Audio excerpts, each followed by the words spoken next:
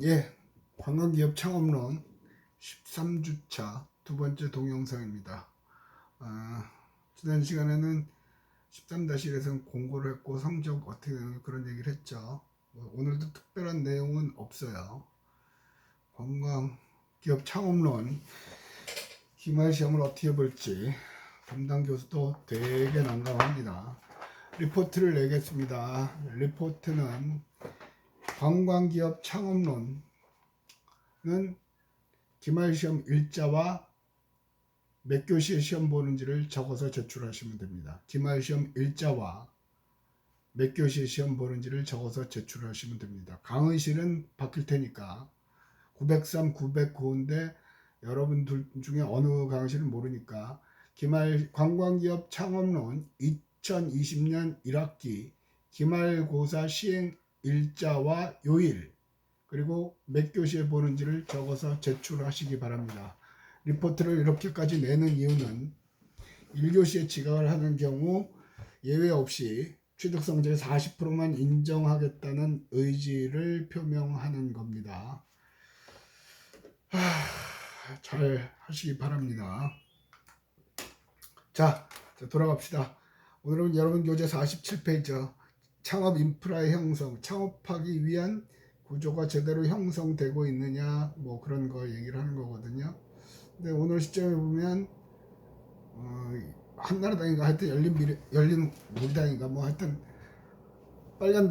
빨간당은 김종인 비대위원장이 되면서 제일 먼저 화두로 꺼내들었던 게 그 청년 기본소득제를 얘기를 하고 나왔죠. 청년 기본소득제. 물론 정치인들의 얘기라 100% 믿기는 어렵죠. 기본소득이라 하면 일반적으로 유럽부터 시작을 했어요.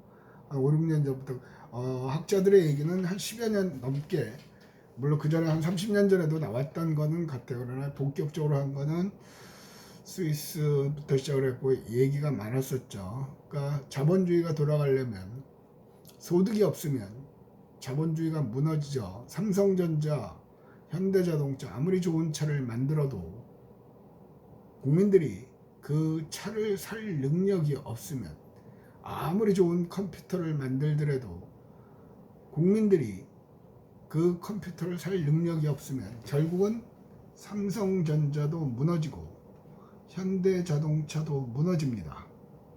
삼성전자, 현대자동차가 무너지면 경제가 무너지고 국가가 망하죠. 그래서 AI, 인공지능이 나오면서부터 유럽 쪽에서는 기본소득제를 논의하기 시작했어요. 그 당시만 해도 작년인가요? 수업 시간에도 그런 얘기를 해줬던 거 같거든요. 여러분 선배들한테 앞으로는 그렇게 된다 뭐 그런 얘기를 했던 것 같은데 오늘 이 얘기를 제일 먼저 꺼내는 거는 어쨌든 코로나 사태로 인해서 기본소득 특히 청년들의 기본소득에 정치인들이 관심을 가졌다는 얘기죠. 청년이 무너지면 나라가 무너져요. 정치인을 칭찬하고 훌륭한 정치인들이 나타났다 그런 개소리를 하려고 하는 게 아니라 정신 똑바로 차리고 있으면 청년들에 대한 정부의 여러 가지 지원은 아마 물밀듯이 터져 나올 겁니다. 이게 지금 이 시대를 살아가는 20대 청년들에게 아니 이제 청년에게 지금 30대도 들어가죠. 그들에게는 굉장한 기회가 될 겁니다. 여러분들한테도 마찬가지로. 그래서 창업의 꿈을 좀 키우면서 그런 정부 지원에 대해 눈을 돌릴 필요가 있습니다. 남들 할 때 그때 하면 늦습니다. 미리부터 생각을 하고 어떤 걸 했으면 좋겠다 하라고 그랬죠. 그래서 전 시간에도 얘기했지만 여러분 각조가 발표한 거 얼마나 성의 있게 했는지는 모르겠어요. 아직까지 그 결과물을 받지를 못했기 때문에. 그러나 열심히 했다는 전제하에 일부는 뭐 시불시불하면서 뭐 교수가 가르치는 것도 없이 이런 거 내냐 그러는데 그런 사람은 아닙니다. 쪽팔려서 그러면 못하는 거고 제가 그걸 낸 의도는 한 번쯤은 해보면 여러분 인생에 도움이 되겠다 라고 얘기를 했던 거고 그래서 이제는 여러분 자료는 다 냈을 것이고, 중요한 거는 다른 조들이 한 걸 가지고 서로 모여 앉아서 카페에서 뭐든 그래봐야 몇 개 안 되고 각 조마다 10분씩밖에 안 되니까 카페에 모여 앉아서 그걸 가지고 토론을 해 보십시오. 그러면서 평가를 하고 그 과정에서 여러분 각자가 얻어지는 게 틀림없이 있을 거라고 생각합니다. 그래서 이 과목을 개설하고 힘들지만 저한테는 상당히 힘든 과목이거든요. 그럼에도 불구하고 이 강좌를 개설하고 계속해서 유지해오는 이유는 개인적인 신념입니다. 앞으로 여러분들이 단순한 직장인이 돼가지고는 행복한 삶을 살기가 어렵다. 뭔가 확실한 소득원을 갖지 않으면 어느 순간에, 그래서 재작년부터 그랬죠. AI 바둑 둘 때부터 초등학생은 앞으로 사는 동안 적어도 4개 내지 5개의 직업을 가져야 산다. 초등학생보다 한 20년 빠른 여러분들도 그들이 4개, 5개면 여러분 최소한 2개, 3개의 직업을 가져야 된다는 거죠. 그러니까 여러분이 기존에 지금 갖고 계시는 직업관이 혁신적으로 바뀌지 않는 한 못 따라간다는 얘기입니다. 우리 사회가 이렇게 힘든 가장 큰 이유는 늘상 얘기하듯이만 과거에 응답하라 응팔라고 그거 할 때는 덕선이 나오던 그거에서는 우리나라가 못 살던 시절이거든요. 못 살던 시절이기 때문에 잘 사는 나라들의 것을 보고 그대로 따라하면 성공하는 시대였어요. 그래서 그때는 fast follower, 따라쟁이였죠. 근데 이제는 미국도 지금 뭐 난리죠. 경찰이 흑인을 목을 눌러서 죽였단 말이에요. 그래갖고 많은 사람들이 시위를 하고 그 중에 일부 과격한 사람들은 대체로 봤을 때 그 틈을 이용해서 한몫 챙기려는 일부 과격한 사람들은 상점을 습격하고 물건을 훔치고 하죠. 그러니까 망할 놈의 트럼프라는 미국의 대통령은 연방군이죠. 연방군을 미국은 각주의 연합체죠. 그 각주의 연합체인 연방군을 시위 진압에 등분하죠. 마치 폭도라고 칭하면서 케이스는 다르지만 마치 광주 의거를 우리는 광주 사태라고 배웠어요. 우리 때는 광주 사태라고 배웠죠. 이건 광주 민주화 운동이죠. 그 시대를 생각나게 해요. 그래서 최근 들어 본 뉴스는 현 미국의 국방부 장관도 그렇고 과거 직전의 국방부 장관, 바로 직전에 트럼프가 임명한 2사람의 국방부 장관이 이건 말이 안 된다. 어떻게 국가의 군대가 국민을 적으로 돌리느냐, 이건 말이 안 된다. 난리가 났죠. 트럼프는 폭도를 진압하라, 쏴라. 그리고 지는 백악관에 있는 지하 벙커로 도망갔죠. 무슨 얘기를 하냐면 트럼프를 욕하려는 게 아니라 이제는 누가 먼저 더 이상 쫓아갈 대상이 없는 거예요. 그래서 fast follower에서 늘상 하는 first mover, 누가 먼저 움직이느냐죠. 다시 여러분으로 돌아오면 여러분 중에 누가 먼저 움직이느냐에 따라 인생의 승부가 갈리는 겁니다. 그래서 힘들지만 창업을 연습해 보게 했고, 또 어렵겠지만 다른 조들이 하는 걸 보고 희덕거리기도 하고, 때로는 비웃기도 하고, 때로는 와 어떻게 저런 생각을 했지? 저게 가능할까? 저 또라이들 아니야? 그런 생각도 해보고, 그 중에 한 번쯤, 그리고 점수를 매기는 게 중요한 게 아니라 그 과정을 거치면서 우리 조에 다른 사람들은 어떻게 생각하는가를 알아보면 여러분들의 미래는 가능성이 높아지는 거죠. 지금은 진짜 불확실성의 시대거든요. 그래서 지금 특히 아까도 잠깐 얘기했지만 4학년들 입장에서는 와 당장 취업해야 되는데, 그러면 지금은 조바심을 낸다고 되는 일은 없습니다. 힘들고 어렵더라도 여유를 가지고 다음을 기다리고 준비하는 자세가 필요한 거죠. 그걸 준비하는 자세가 필요한 거예요. 그게 이 과목의 개설 취지고 스마트폰을 보면서 강의하는 저의 취지입니다. 자, 창업을 할 수 있는 여건이 조성되기 위해서는 창업 인프라의 형성이 필요하다. 여기서 얘기하는 건 이거 하다가 갑자기 했는데, 지금 빨간당도 그렇고 문재인당도 그렇고 이제는 서로 경쟁적으로 청년들을 어떻게 살릴 것인가, 그거에 관한 대책을 나올 거예요. 정부에서 나오는 대책이 있다는 얘기는 그 속에서 새로운 길이 많다는 얘기입니다. 새로 창업을 했을 때, 여태까지 우리나라는 창업을 하다가 실패하면 폭망이죠. 다시 재기할 수 있는 기회를 안 줬어요. 물론 그것도 여전히 뭐 그런 것을 부인하기는 어렵습니다만은 점점 그 환경은 좋아지고 있습니다. 이제는 뭔가 앞서서 퍼스트 무버가 되어서 가야 되거든요. 근데 기존의 기업들은 기업들대로 노력을 하겠지만 청년들이 그걸 만들어 가야 돼요. 그래야 이 나라가 먹고 살아요. 청년이 무너지면 나라가 무너지는 겁니다. 왜냐하면 또 요즘 인구 문제도 심각하죠. 출산을 안 하잖아요. 애를 키우는데 너무 비용이 많이 들잖아요. 지금 같은 경우도 코로나 사태로 일부 학부모들은 나는 맞벌이 부부인데, 워킹맘인데 애들을 맡길 데가 없다는 거죠. 그래서 회사를 관두는 경우도 생기고, 그게 사회 문제가 되죠. 그만큼 인력이 없다는 얘기예요. 노동력이 없어진다는 얘기예요. 그게 고급형이건 아니면 몸으로 때우는 일자리건 간에. 그러면 사회가 붕괴되는 건 한순간에 어느 한쪽이 무너지면 다 무너지는 거예요. 그러니까 이제 정부도, 그러니까 이 한나라당도 미래통합당인가 걔네도 인정을 하는 거죠.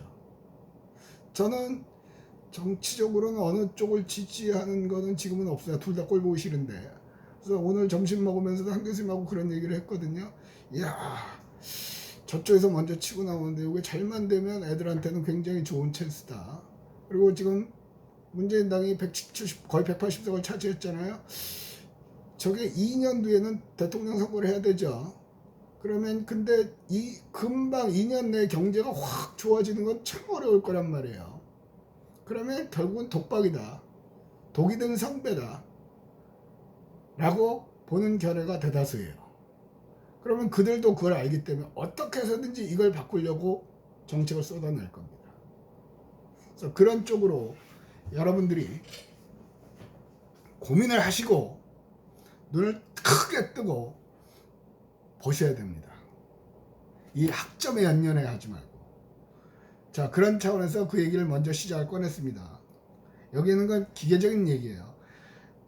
창업 인프라의 내용을 살펴보면 다음과 같다 하고, 그것만 하면 오늘 끝날 것 같은데, 정보사회의 진전, 경박단소 산업, 작고 그러니까 경박단소, 가볍고 얇고 짧고 작은 산업.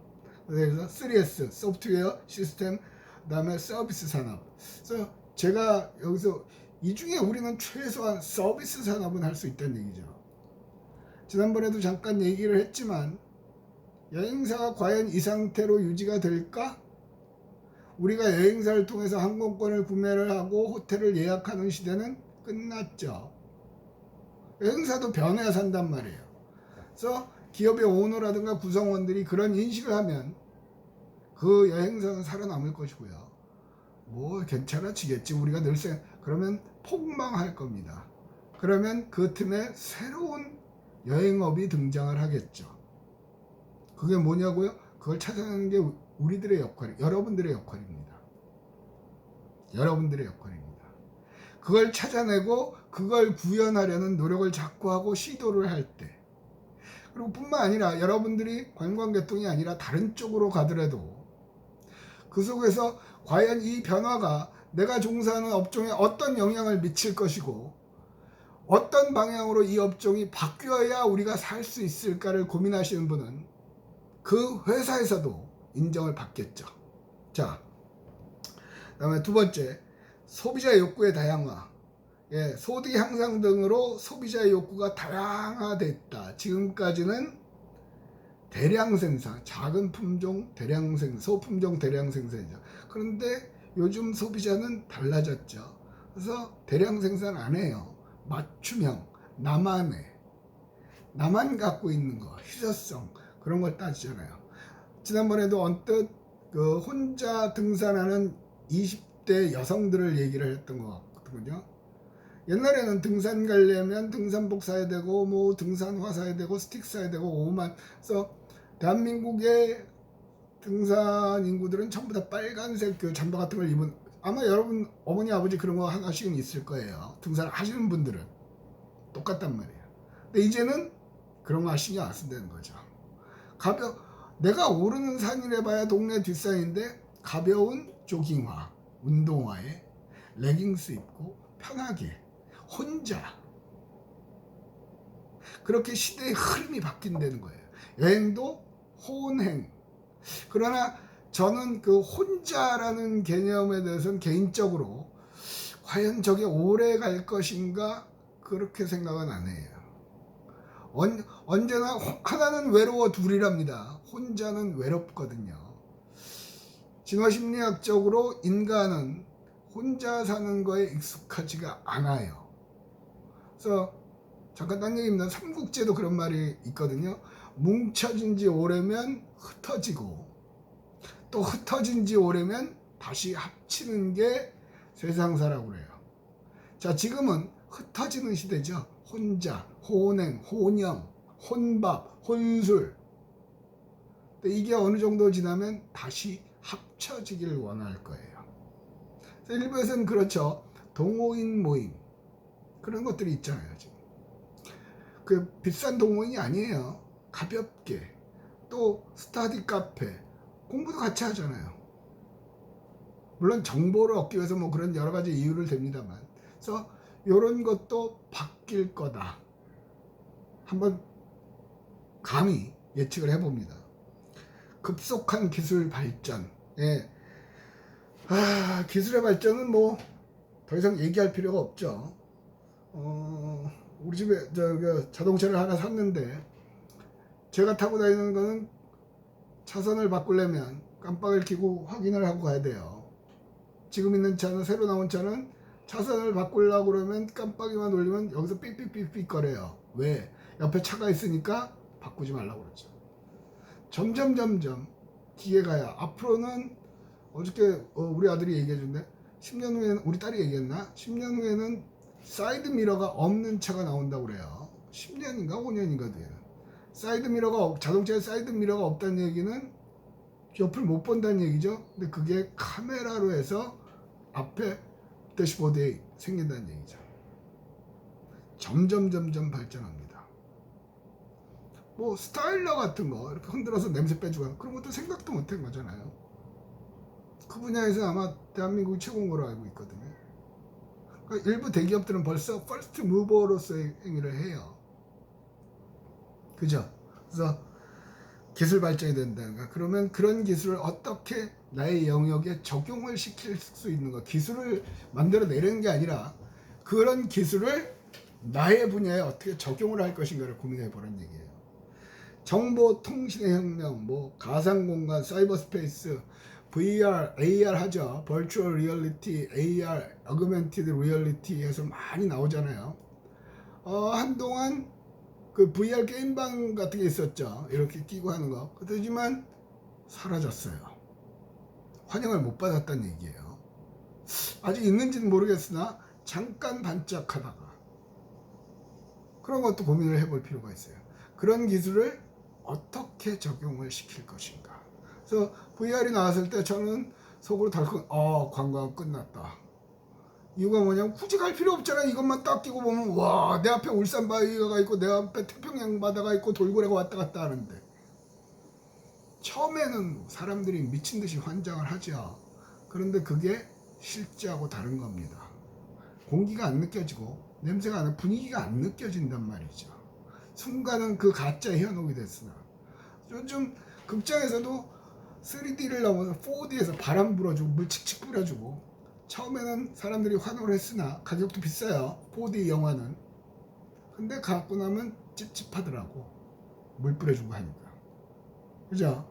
그러니까 정보사회, 정보글의 그런 기술들이 어떻게 갈 것이냐. 코로나 사태로 인해서 새로운 기술들이 막 쏟아져 나와요. 그래서 그런 기술들에도 관심을 좀 가져볼 필요가 있죠. 그 다음에 자본 조달의 용의가 나오죠. 벤처 캐피탈. 예. 앞으로는 새로운 벤처 캐피탈이나 투자 회사를 말하는 거예요. 청년 기업이라든가 여러 창업 아이템만 있으면 투자를 하죠. 점점 더 그건 많죠. 왜냐하면 은행 이자가 지금은 0.25%인가 아까 1억 예금을 해도 1년에 한 달에 5만 원 받는다고 그러죠. 이자로 5만 원 받는데요. 예금할 필요가 없는 거죠. 좀 지나면 마이너스 금리 시대가 온다고 그래요. 마이너스 금리. 그러니까 돈을 예금하면 이자를 받는 게 아니라 내가 돈을 줘야 돼. 그러니까 1억을 예금하고 나면 연말에 차를 찾을 때는 1억을 찾는 게 아니라 9,800만 원을 찾는 거죠. 돈이 없어지는 시대예요, 이제. 그러면 많은 자본들이 어디로 갈 거야? 투자를 해야죠. 될 만한 업체, 될 만한 기업, 창업가들을 찾으려고 현황이 됐어요. 왜? 나는 못하니까 나는 돈이 갖고 있으니까 이 돈을 불리려면 쟤네들한테 투자를 해야 되죠. 그러니까 그런 것들이 점점 활성화될 거란 말이에요. 교수님 너무 만화 같은 얘기 아니야. 보세요. 신문기사를 쫙 과거 한 5년치를 검색을 해보세요. 흐름이 달라져 있단 말이에요. 특히 제가 강조하고 싶은 것은 청년이 희망이다. 청년을 살려야 된다는 데는 물론 쟤네들의 생각은 표를 받아야 되니까 선거에서 표를 받아야 되는 거니까 제가 생각하는 거랑은 조금 관념이 다르죠. 물론 정치인하고 다 가희색적이라고 얘기하는 건 아니고요. 일부 훌륭한 사람도 있겠죠. 근데 전반적으로 여태까지 그들이 보여준 행태가 마음에 안 드니까. 그래서 투자 그런 기회 그러려면 내가 뭘 갖고 있어야 나한테 투자해야 할 거 아니에요. 아마 이번 프로젝트를 하면서 고민들을 해보신 분들도 계실 거라고 생각을 해요. 또 마지막에 기계적인 얘기죠. 성취 욕구 추구. 자신의 꿈을 실현하고자 하는 젊은이들이 가치관이 창업으로 나타나고 있다. 이걸 설명할 수 있는 길은 공시족이 있죠. 공무원 되려고 난리죠. 근데 새로 공무원에 임용되는 신임 공무원 중에 3개월 내지는 6개월 반년도 안 돼서 때려치는 비율이 점점 정확한 비율은 기억을 못하겠어요. 점점 증가하고 있다고 나와요. 통계로. 그건 정부 통계니까 믿을만 하죠. 이유는 뭔데요? 공무원 들어가니까 칼퇴근하고 그건 좋아. 근데 무조건 시키는 일만 하는 거예요. 내가 무슨 아이디어를 내는 그런 건 필요 없는 거야. 그러니까 재미를 못 느끼는 거죠. 물론 그 속에서도 그냥 버티면서 사는 사람도 있을 거고요. 그런데 젊은 신임 공무원들은 젊잖아요. 젊다는 얘기는 뭔가 하고 싶은 게 있다는 얘기예요. 그러니까 나하고는 안 맞는다. 로 때려치고 나오는 거죠. 어쨌든 앞으로는 청년의 시대가 옵니다. 코로나로 당겨졌고요. 교수님 현실적으로 저희들은 어둡습니다. 예, 그 어둠 속에 길이 있습니다. 그 길을 찾는 게 여러분의 역할입니다. 가만히 앉아서 그냥 주는 밥을 먹던 시대는 지났습니다. 즉 유치원 졸업하니까 그냥 초등학교 가라고 그래서 가고 초등학교 졸업하면 중학교 가야 되고 중학교 졸업하면 고등학교 가고 졸업하면 대학교 가고 졸업하면 부모님도 네가 알아서 해. 너 좋은 거 해. 네가 하고 싶은 거 해. 근데 여태까지 그런 시스템에서 커온 우리들은 그게 뭔지 모르는 거죠. 그러니까 멘붕이 오는 거죠. 근데 그거는 찾아야 됩니다. 여러분 스스로 찾아야 됩니다. 자, 이걸로 관광기업 창업론 13-2번째 동영상을 마치도록 하겠습니다. 끝!